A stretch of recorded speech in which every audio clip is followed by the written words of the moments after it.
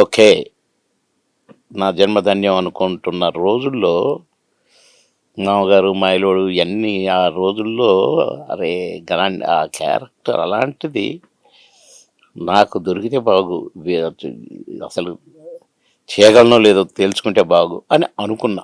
అంతేనండి. మన కోసం ఎవరు రాస్తారు, అవును. ఇలాంటి క్యారెక్టర్ పెడతావా అని ఎవరు అడుగుతారు. ఎవరు? కానీ ఎర్రోడ్ అనే సినిమాలో నేను కాటికాపురంని, అవును.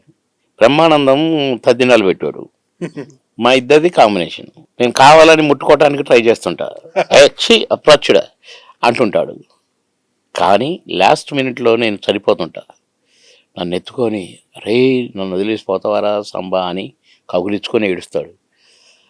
మా ఇద్దరి ఆ కాంబినేషను, ఆ నటన, ఆ మేము పోషించిన తీరు అప్పుడు గుర్తు చేసుకున్నాను. అరే నేను ఇట్లాంటి క్యారెక్టర్ చేయాలనుకున్నా కదా.